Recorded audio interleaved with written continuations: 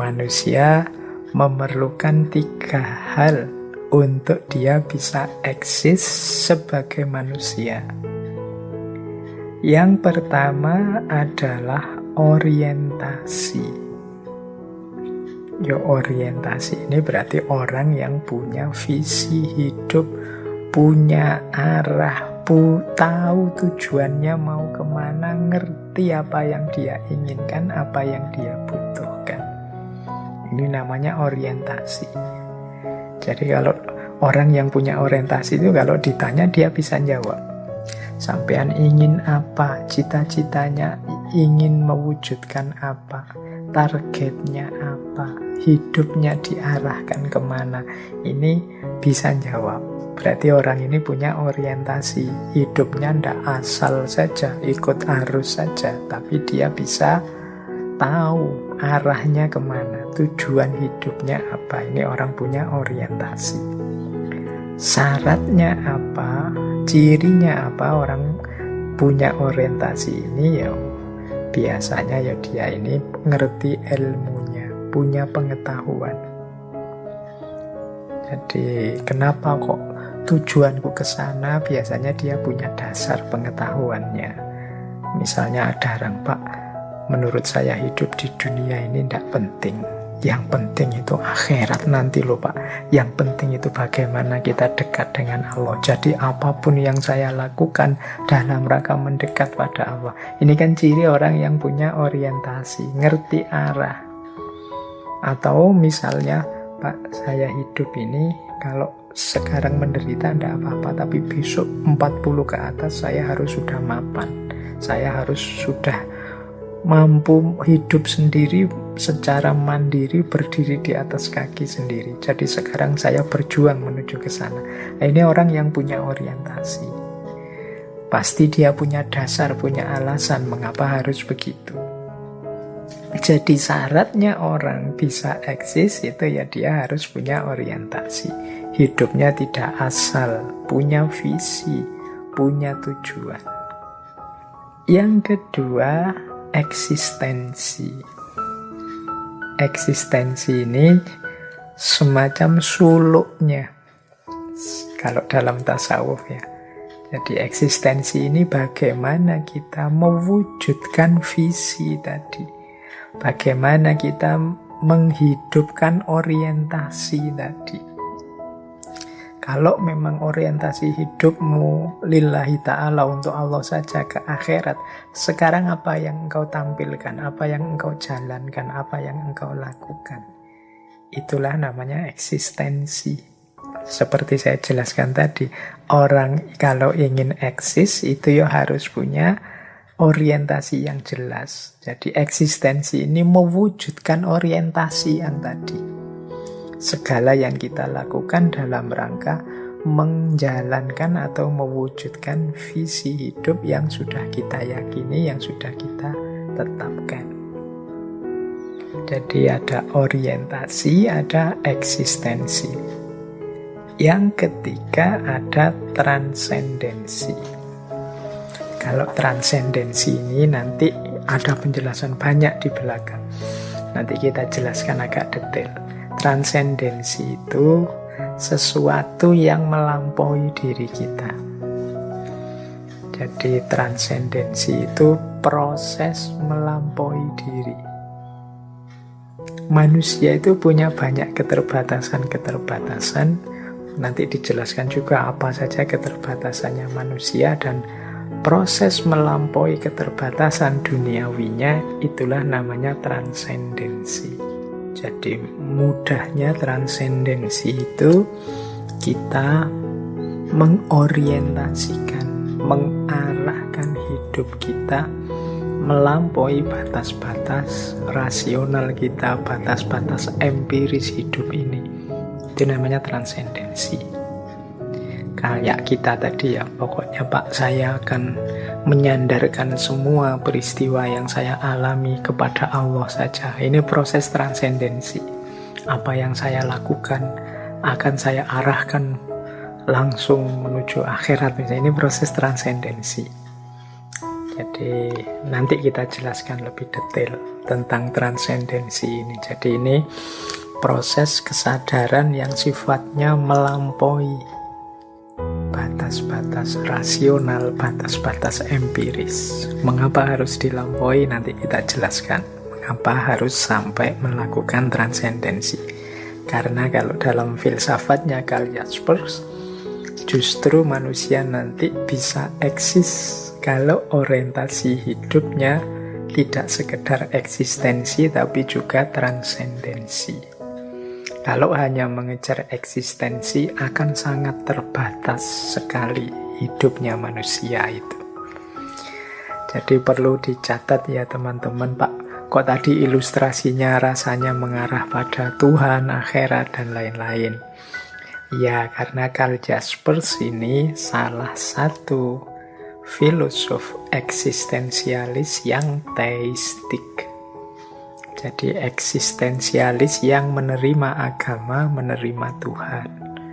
Mirip, kita kan sering sekali membahas Muhammad Iqbal dari India, Pakistan. Itu kan ya pemikir eksistensialis. Tapi beliau juga sangat religius. Nah, ini Karl Jaspers itu juga termasuk yang semacam itu. Jadi dia menerima hal-hal yang transenden di luar diri manusia, juga Tuhan, tapi tentu saja dengan penjelasan dia sendiri. Jadi ini menerima yang ilahi. Beda nanti misalnya dengan Sartre atau dengan Nietzsche. Baik, jadi modalitas eksistensial manusia, modal yang harus dia miliki untuk eksis menurut Jaspers ada 3. Yang pertama orientasi hidup, yang kedua eksistensi, yaitu upaya mewujudkan orientasi tadi, dan yang ketiga transendensi. Transendensi itu upaya melampaui sekedar yang rasional dan empiris yang terbatas dalam hidup manusia. Jadi ini dulu untuk transendensi, nanti kita jelaskan di belakang. Jadi manusia itu ada eksistens dan eksistens, dua sisi dirinya, yang satu faktual, yang satu berproses terus-menerus.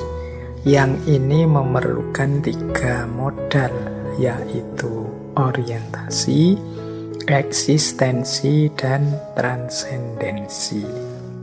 Nah, orang yang eksis nantinya, seperti penjelasan tadi ya, orang eksis itu kan berarti orang yang menghidupkan visinya sendiri yang unik, menghidupkan keinginan, cita-cita, kebaikan, kebenaran versi dirinya. Maka dalam aspek eksistensi itu pasti ada keragaman. Jadi mengapa ada keragaman? Ya setiap orang punya visi sendiri-sendiri, punya pandangan dunia sendiri-sendiri. Sehingga respon setiap orang terhadap hidup ini itu ya pasti saja macam-macam. Ini nanti yang membuat Jaspers tidak setuju adanya satu sistem ontologi, sistem penjelasan tentang realitas yang sifatnya universal. Jadi kalau ada orang bilang dunia ini bla bla bla bla, atau ada orang menjelaskan hidup ini seperti ini, itu kalau versinya Jaspers yo, itu versi-versi dari masing-masing yang punya pendapat. Jadi setiap orang yo punya pandangannya sendiri. Setiap orang adalah subjek yang mempersepsi objek sesuai yang dia inginkan, sesuai kacamata yang dia pakai. Jadi setiap orang ini kan subjek yang beda-beda. Fakta dan fenomena yang dilihat mungkin sama. Tapi karena visi hidup, pandangan dunia kita beda-beda, ya akhirnya hasil dari persepsi, hasil dari relasi kita berhadapan dengan hidup ini ya beda-beda. Ya contohnya mudahnya gini deh, ini sekarang lagi rame-ramenya cerita perang antara Rusia dan Ukraina. Itu mungkin di antara teman-teman ada beda-beda pendapat, beda-beda persepsi.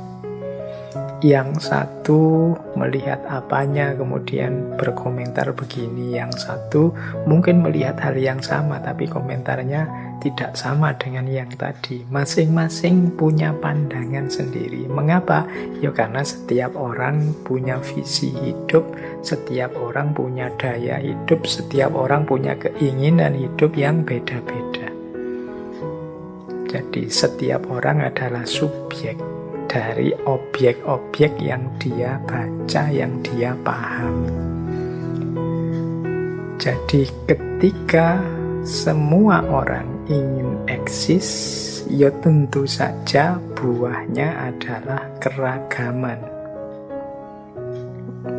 Ada banyak persepsi, ada banyak pandangan tentang hidup dan kehidupan ini. Oleh karena itu, tidak mungkin ada satu narasi, satu sistem yang umum, universal, yang penjelasannya mencakup pandangan semua orang. Para filosof itu kan menjelaskan dunia kan juga macam-macam. Teman-teman kalau belajar filsafat kan ya tiap tokoh punya penjelasan sendiri-sendiri. Ya itulah contoh paling sederhana dari keragaman itu. Mana yang paling benar, ya dia masing-masing benar dalam perspektifnya sendiri-sendiri. Jadi inilah hubungan antara eksistensi dan keragaman. Baik. Nah, sekarang kita lanjut yang tadi akan saya jelaskan ya, hubungan antara eksistensi dan transendensi. Jadi mudahnya begini, kita ini kan hidup ini memanfaatkan akal kita, panca indera kita untuk merespon lingkungan, kenyataan di sekeliling kita. Cuma kan tidak semua hal bisa kita pahami. Tidak segala hal bisa kita tangkap dengan alat-alat metode empiris, rasional. Empiris itu yang fakta-fakta, rasional itu yang masuk akal. Yang kita miliki